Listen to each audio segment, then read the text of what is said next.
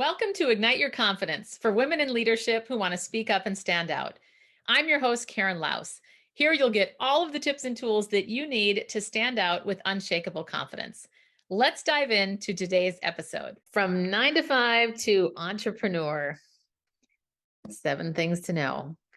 I was trying to decide, do I call this lessons? Do I call it things to know? I wasn't really sure. But bottom line, there are 7 things that I just decided right now at this moment, as I wrote down to prepare for this episode 5 minutes ago, what would be the most important thing that I would want to impart to others?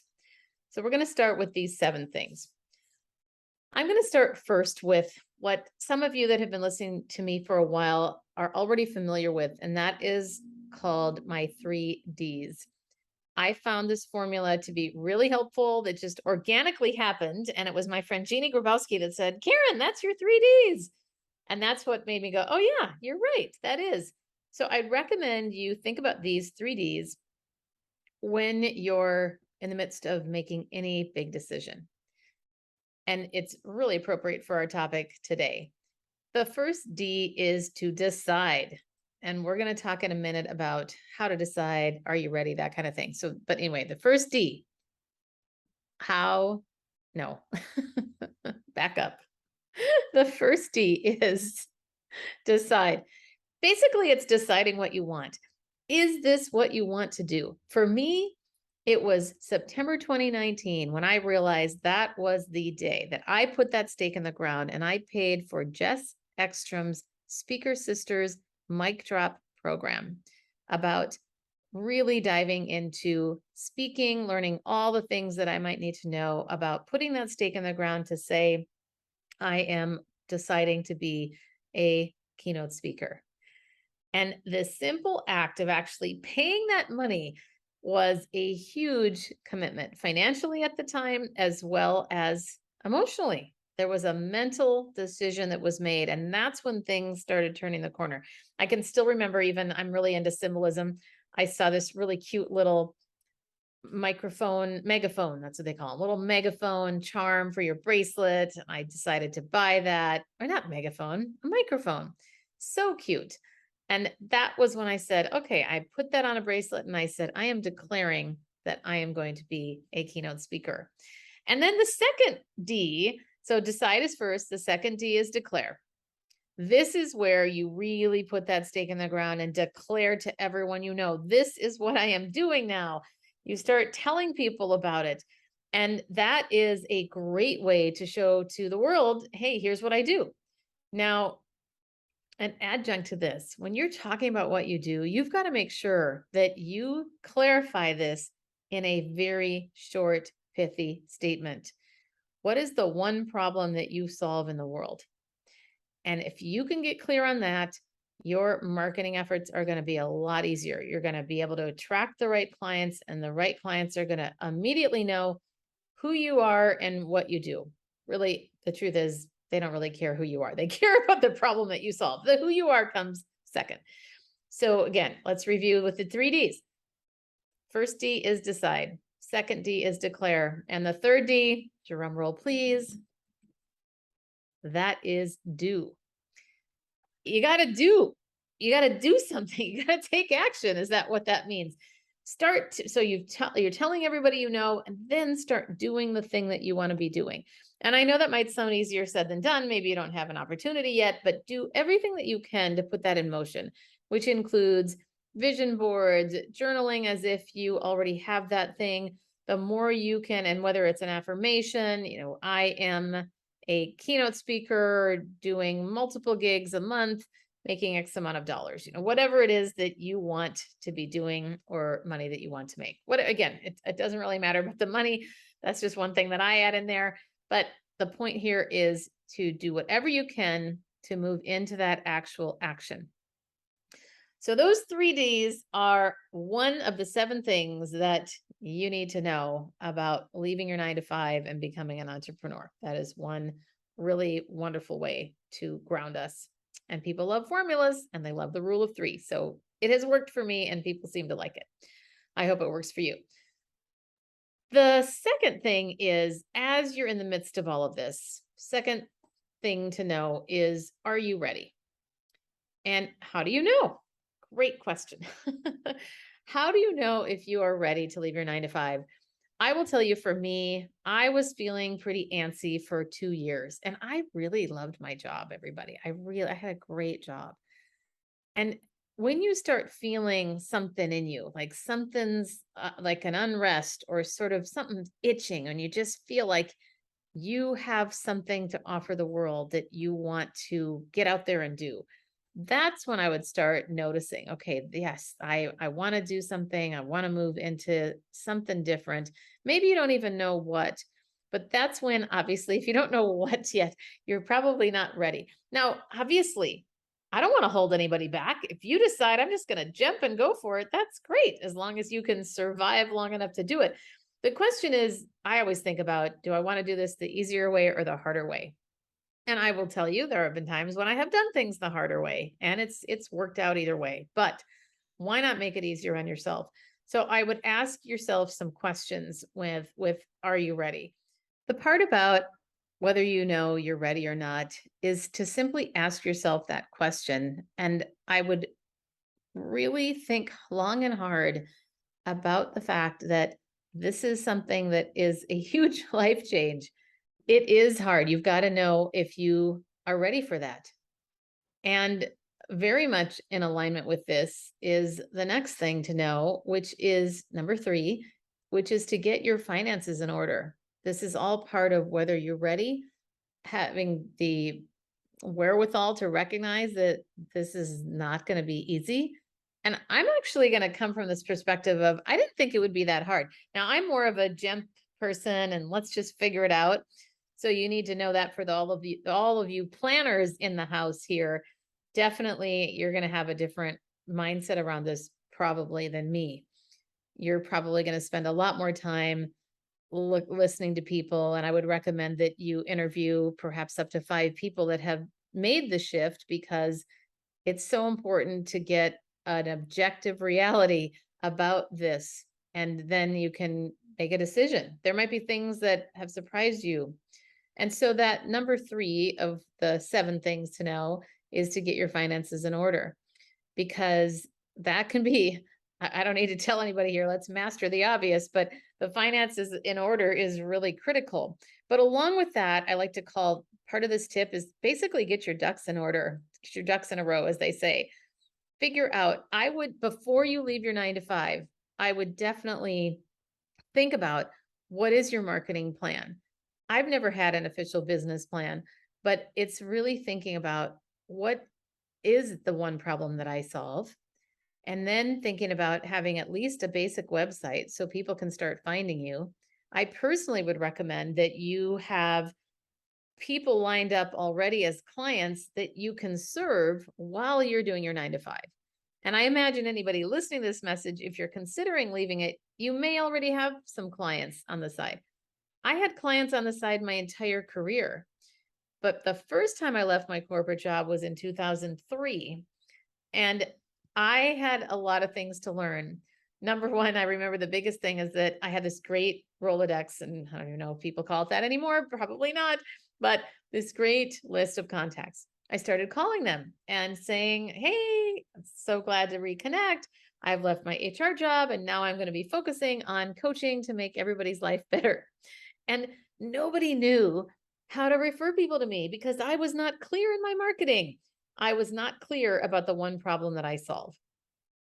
In fact, at the bottom of my business card, it even said life, career, business coaching.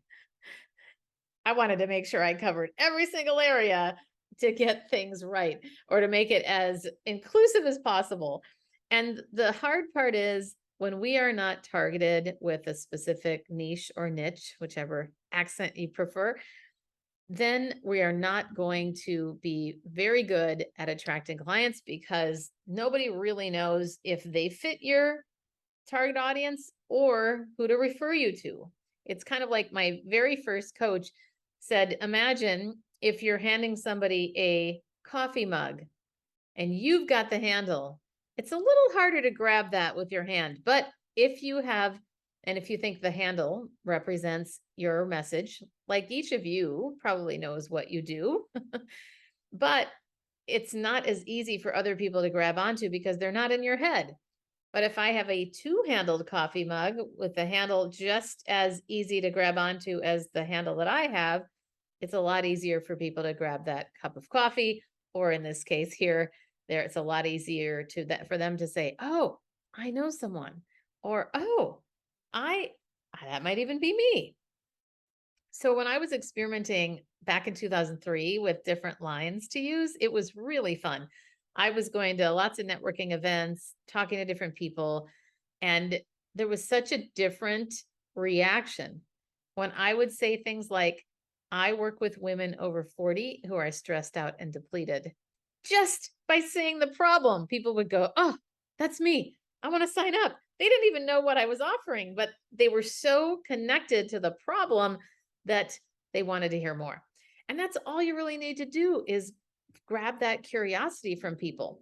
Now, if you talk to my mentor, Donald Miller, of course, it's also important to state right away how you solve that problem. And it's maybe not even the how, but it's what is the result. I shouldn't say maybe. It's not so much about the how. People buy results and outcomes. They don't buy your process. They buy the results and the outcomes. So in my case, at that time, I was coaching women primarily for career change. And that's where I focused on. I coach women who are stressed out, women over 40 who are stressed out and depleted, and I help them to find new careers that fulfill them, something like that. And now, if you were to ask me, my focus now is all about helping women to speak up and do it confidently. So, as you know, women often hold back from sharing their ideas and they get passed up for amazing opportunities. And I'm on a mission to change that. How I do that? Well, no, I shouldn't say how. Let's edit that out of there. What I do is teach them to speak up with confidence. And then I might even add in the boardroom, in meetings, in sales calls, in any situation, everyday conversation, I teach women to stop holding back and start speaking up. So get clear on your marketing message, get your finances in order, get a website, get anything that you can so that you are ready to launch and you're not spending a ton of money on these people to help you do it when you don't have the income from your 9 to 5. So that's what I would recommend. Get those ducks in a row, whatever that looks like. And full disclosure, when I first left my corporate job back in 2003, I totally underestimated that money wouldn't come as easily as I thought. Well, I underestimated that, yeah, that as much work would need to be done around that. And I had a minimal amount of money in savings. And therefore, thankfully, I got a job opportunity about a year later. But I had a great time coaching while I did. And at that time, I found an opportunity that came to me that was wonderful. And so I started back in 9 to 5. But then it was back in July of 2020 when I left for good and love this entrepreneurial journey. But it definitely is a lot harder than I thought. So that leads me to my next tip. Number 4 is to be humble. Don't expect it to happen right away. I thought because I had so much corporate experience this time around and I had great brands that I worked with, I really thought things would happen sooner. Now I do have to say that my first year, I made more money than I did in my highest paying corporate job. So that's exciting. I can pat myself on the back for that. But the point here is it did not happen easily. And I thought it was going to be a lot easier. It took a lot of work, a lot of hustle. And that leads me to my next tip, which is to learn. Number 5 here, learn as much as possible. Educate yourself, learn from others, find out what's working for people. I have the most incredible group of, I would call it cohort allies, however you want to look at it, people in my circle who are so generous and have been amazing at bouncing ideas off of each other, and just fabulous mentors and people that have gone before me on this journey. And even things like, when I left, it was the COVID jumping into play. I had just had this amazing gig in February of 2020. And I thought, this is my coming out party. And it was even at the Phoenician in Arizona. And it was all about the Phoenix Rising. And I'm thinking, yes, I'm the Phoenix Rising. And then COVID happened. And suddenly I had to go, oh my gosh, I got to figure out how to do all this online stuff. So I had to learn about doing an online course. And then I thought, okay, I got to do a summit. That's what I'm going to do to build my email list. And then, oh yeah, what do I know how to do? How can I bring in money? Oh, I'm going to do a group coaching program and beef up my one-on-one. So all these other things that I had to think about, but that all came from a place of being humble and looking for ways that I could educate myself and learn what I needed to do to be an online entrepreneur. And that definitely was where I soaked up as many pieces of information, webinars, all the things that you look for when you're trying to figure things out. And that helped me tremendously. Okay, so that is the 5th. The 6th is don't start with the bells and whistles. And what I mean by this is don't start with all the fancy things. You got to figure out the problem that you solve first. Get your marketing in order, whether it's just bouncing your ideas off of a group of people. Maybe you hire a coach to help you with that. Depends on what you have budget wise. But I wouldn't recommend doing a fancy brand thing where you hire a ton of people to do all these fancy things. I'd say first, I would recommend that you start getting some business. Get some business first. And I know people might be going, yeah, but how do you do that? And I will tell you that I did it the way I'm telling you not to do it. I hired an expensive, amazing social media company to help me with my branding, getting my social media out there. But the problem is I was so focused on social media at the time, I wasn't focused on actually spending time on what is my keynote going to be? What offers do I have? Figure out the offers that you want to make first. Get those all set up so that then when you are on social media and maybe then you do spend money on someone who can help you with the branding and the logo and all these things, you've actually got something under your belt that will position you much better in the marketplace with the colors that you want and the logo and all of that. But be careful of spending a bunch of money prematurely before you're actually making money. So that's one of the things that I would say be careful of, because you never know how long, well, that sounds really defeatist. You never know how long that's going to last. I just want to caution you from the things that are seemingly the most fun and exciting. And let's face it, they are the most fun and exciting, figuring out your colors and your logo and all of that. But I would so much rather see your success from, well, I want you to be successful. And I would definitely recommend the way that you can be most successful is to get that marketing message down first, figure out who your target audience is and the problem that you solve. These things are not easy. They're not.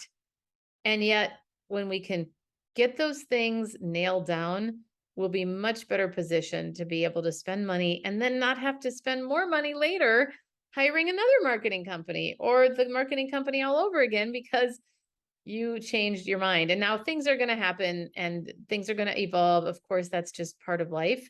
So remembering that is really important. But at the same time, if you can prevent having to spend money and obviously not waste your resources or your money, I would highly recommend that. So get at least 1 or 2 gigs down before you start investing a ton of money in all of the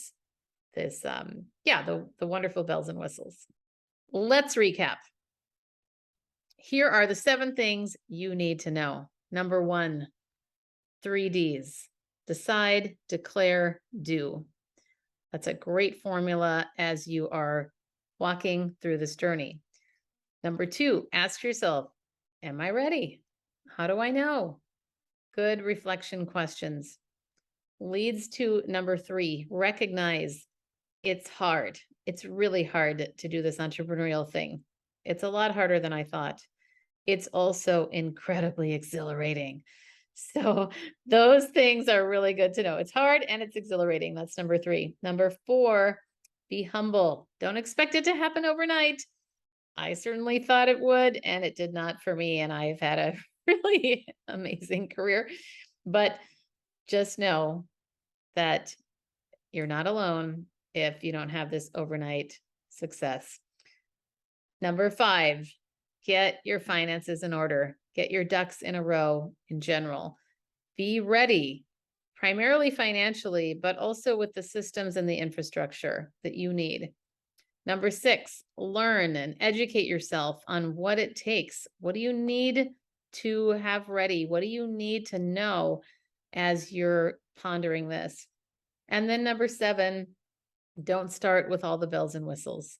It is very easy to want to do that. And I will tell you, full disclosure, like I told you already, that's what I did. I would go back and do it differently. I would start getting business and getting that marketing message crystal clear, because I know it's this challenge. You want to be open to everybody and you want to serve everybody, but we just can't, and we're not going to be, well, okay, maybe you could. You're not going to be as successful. You're not going to have people clear. And as Donald Miller says, if you confuse, you lose. When you get clear on the one problem that you solve and the one thing that you want to be known for in the world, that is going to open up doors compared to floundering or saying, oh, here's the 3 things I do. And so many times I'm working with women that are rambling and they don't get to the point. They're not clear. They're all over the place. And then they're hesitant in the way their tone is. There's so many things that get in the way when we are not clear of that one problem that we solve. So figure out that problem and go for it. And the one thing that I'd like to recap with here is that this journey is also super fun. I have to tell you, I feel so free. I am living my best life, and I'm not saying it's easy. It's definitely not easy. So you got to be ready for it. You got to be ready to be visualizing what you want, to be expecting that you're going to get great things, and that this is a mission that you want to be on. So the mission that I have is about reaching 10 million women in the next 10 years. And that drives me every single day because I want every woman I know to speak up and do it with confidence. And that is what I want for you as well. And if you are interested and want to work with me to speak up with confidence and get the tools to do that, maybe you are challenged in a meeting with speaking up, maybe you are challenged with a contract or setting your prices or whatever that might be, please reach out, Karen@KarenLaus.com, or you can go straight to my website and take a look and schedule a call there. We can have a discovery call and see if it's a good fit between the two of us. And if you happen to know anybody that's looking for a conference speaker, that is something that is my primary source of time spent. So I would love to be able to serve you or your audience in that capacity. Have a wonderful rest of your day. And that's a wrap of another episode of Ignite Your Confidence. I'm your host, Karen Laus. Thank you so much for listening. If you loved today's episode, please subscribe and leave a review. It helps other people find the podcast faster, and it certainly helps me. If you're interested in more tips and tools around confidence, please join me over in my Facebook group called Ignite Your Confidence with Karen Laus. Remember, you too can stand out with unshakable confidence.